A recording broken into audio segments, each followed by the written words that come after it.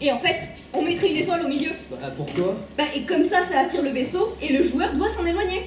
D'accord, mais qu'est-ce qu'on utiliserait pour diriger le vaisseau alors? J'ai une idée. En 1961, un groupe d'étudiants du MIT doit concevoir un programme afin de tester les capacités de leur nouvel ordinateur. C'est alors qu'ils décident de créer un jeu dans lequel on dirigerait un vaisseau spatial tirant des missiles. Et c'est ainsi que naquit le jeu vidéo tel qu'on le connaît. Ce jeu vidéo fut même distribué à l'époque à toutes les autres universités grâce à un réseau ancêtre d'Internet.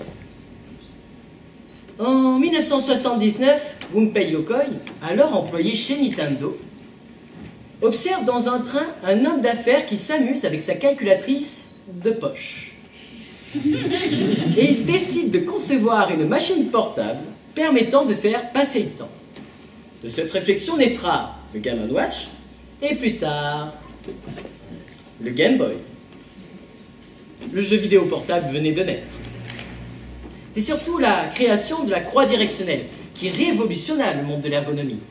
Yokoi réfléchit aussi à une nouvelle utilisation des écrans à cristaux liquides.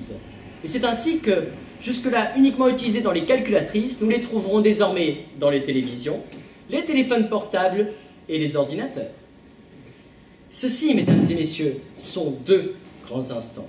La naissance de concepts entraînant tout un tas de conséquences qui font qu'aujourd'hui, le monde est tel que nous le connaissons. En 2012, Laure Manodou, suite aux sordides événements de la fusillade de Toulouse, eut cette réflexion. Non, pardon, je vais vite en besogne.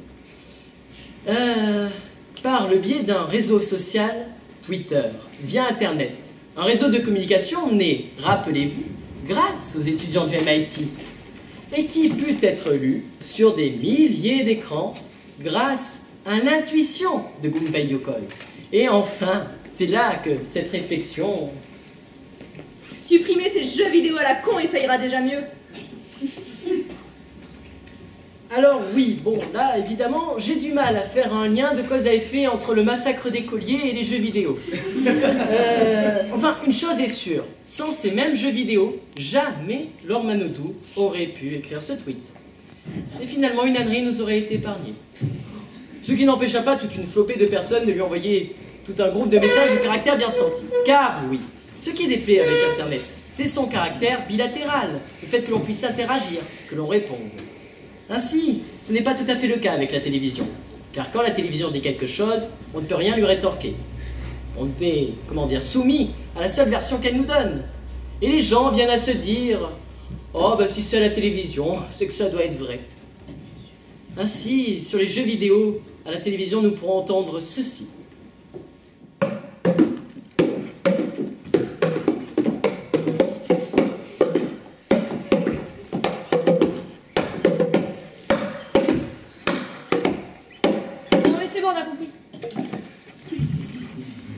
Les jeux vidéo rendent accro et peuvent faire perdre de vue la réalité.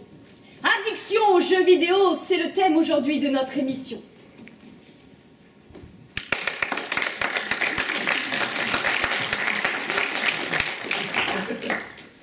Nos invités ont tous été touchés de près ou de loin par le phénomène que les jeunes appellent Meuporg. Ils vont venir ici. Non, ils sont là.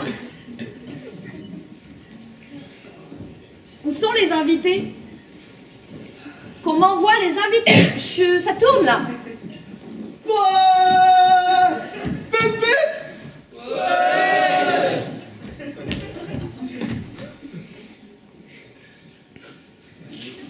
X, bonsoir.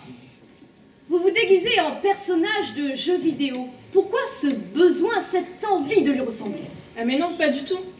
Je suis un personnage de logiciel musical. Vous n'y connaissez vraiment rien, vous êtes nuls. Je comprends. Y, quant à vous, vous avez épousé le personnage de votre console de jeu. Expliquez-nous pourquoi. Quelle est la différence avec un personnage réel? La différence, c'est quand j'en ai plus envie, j'ai qu'à éteindre la console, hein. J'ai enfin vu des geishas. Mais les geishas, c'est un truc de fou en fait. Non, sérieux, pardon. Attends, on est où là? T'es vraiment... Ted, quant à vous, c'est votre fils qui est touché par ce phénomène. Racontez-nous. Ah, écoutez, depuis que Kevin joue à ses jeux devant son ordinateur, ses notes n'arrêtent pas de baisser. Faut m'aider absolument, s'il vous plaît. Nous sommes ici en présence de Monsieur W, grand psychologue dont nous n'avons plus besoin de faire la réputation.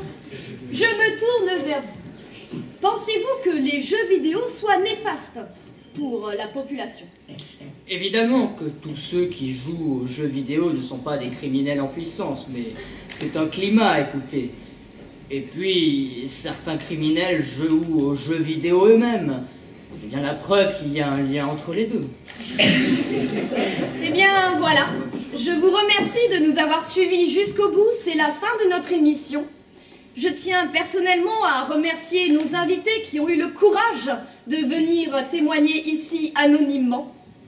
Quant à nous, nous nous retrouvons après-demain en direct du festival Animasia sur le nouveau thème « Japon entre tradition et modernité ». Je vous remercie.